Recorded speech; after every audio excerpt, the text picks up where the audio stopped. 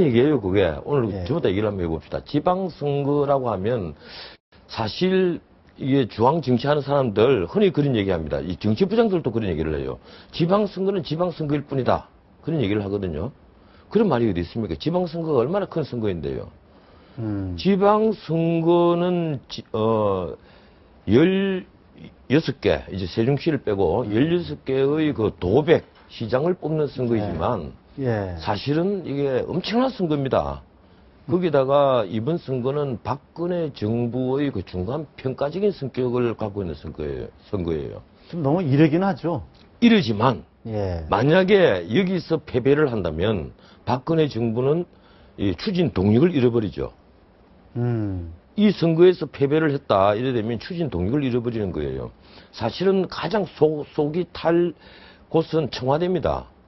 이 여당도 아니고 야당도 아니고 청와대가 가장 속이 타는 거예요. 이 선거에서 어느 정도 승리를 거둬야 되는데 네. 문제는 그렇습니다. 지금 박근혜 대통령의 지지도가 항상 50%를 넘고 있거든요. 그렇죠. 한번 53, 50% 4%는 살짝 나오죠. 빠진 지감이 있었는데 그건 불과 1, 2주에 불과했어요. 취임을 한 뒤에 항상 60%선에서 60%선을 넘다가 50% 내려오다 또 60%를 넘다가 지금 50% 중반선 예. 그 선을 유지를 하니까 사실은 지금 엄청난 지지를 계속 유지하는 가지고 거죠. 가는 겁니다. 지금 우리 경제 상황에 비하면 예. 우리 경제가 지금 얼마나 어렵습니까? 서민들도 죽겠다 이러고 중산층은 무너진다 그러고 그러는데도 박근혜 대통령의 지지도가 50% 심지어 60%를 넘는다는 것은 역설적으로 말해서 민주당이 얼마나 디디하게 하느냐는 거예요. 디디하게 한다. 예, 조금만 무슨 잘했으면 예, 조금 이제 속으죠. 예. 이 바보 병신처럼 군다는 겁니다. 그 말씀은 좀 너무 예, 조금만 바보 정신 요거는 조금 취한 말씀이시대. 예. 취소하시고. 예. 예, 그 취소하겠습니다. 조금만 잘하면 아마 박근혜 정부 지지도가 50% 밑으로 떨어질 거예요. 그런데도 민주당 지지도는 10%에서 헤매고 있고 박근혜 정부에 대한 지지도 50%를 항상 넘고 있고 뭘 의미합니까? 지금 그런데 이제 이것이 그 지방선거에 그대로 연결이 되느냐 이제 바로 그 문제거든요. 아, 예. 새누리당이 그런다고 이기느냐 이 말씀이죠. 그 문제입니다. 사실 이 지방선거에서 핵심은 PK, TK 이건 뭐 새누리당의 텃밭입니다. 그리고 호남 이건 민주당 야권의 텃밭이고요. 예. 그리고 충청도는 그 항상 중간 지역이지만 충청도의 승부를 갖고 여당이 야당이 이겼다는 소리 안 해요. 문제는 수도권이거든요. 수도권 서울, 경기, 인천. 근데 더 좁혀보면 서울과 경기입니다. 이걸 예. 누가 먹느냐는 거예요. 예. 이 중간 지역. 인구를 치면 우리나라 인구의 절반입니다. 절반이죠. 예. 이 절반을 누가 가지고 가느냐?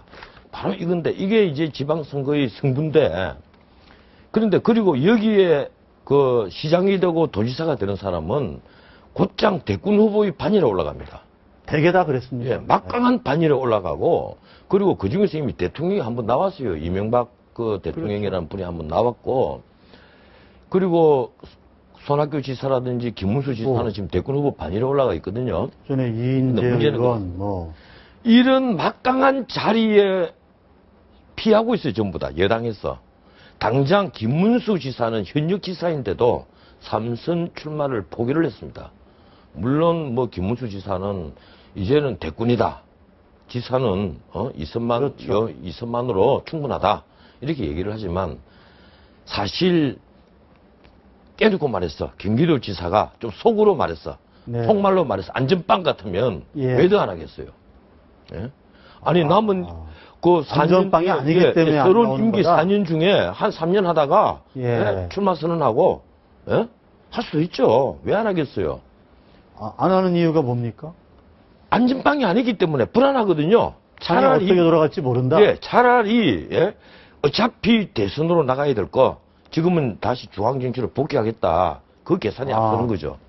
김문수 의원 지사가 제가 보기에는 금요일 날 나오니까 제가 반드시 여쭤볼게요. 예, 제가 오늘 여기에 그 거론되는 분들이 들으면 섭섭하게 들을 분들이 굉장히 많을 거예요. 많지만 나는 조금 또 이 가리지 않고 다 오늘 얘기를 하겠습니다. 네. 그중에 서수하게 듣더라도 할 수 없어요. 네. 그렇죠. 그 다음에 서울시장에 거론되는 정몽준 의원 역시 마찬가지입니다. 서울시장에 당선되면 막강한 대권 후보, 타의 추종을 불허할 수 있는 대권 후보로 곧장 올라설 수 있는데 왜 저렇게 이것저것 저것저겠습니까? 뭔가 하면 낙선을 하는 경우에 치명상을 입거든요. 김문수 지사 역시 마찬가지입니다. 3선에 도전했다가 만에 하나라도 김진표나 원혜영이나 또 다른 후보에게 낙선을 할 경우에 밀려버리면 치명상을 입어버립니다. 다시 회복 못하는 상처를 입어버리죠. 이제 그런 문제가 있는 거예요. 정몽준 의원도. 정몽준 의원도 마찬가지죠. 그리고 남경필 의원 지금 차출로 나왔지 않습니까? 왜 망설이는 겁니까? 역시 마찬가지예요. 경기도지사 저기에 도전했다가 자기가 지금까지 젊은 나이에 5선까지 다 이루는데 5선을 했는데 여기서 만약에 한 방 얻어맞아 버리면 회복 못할 상처를 입는단 말입니다.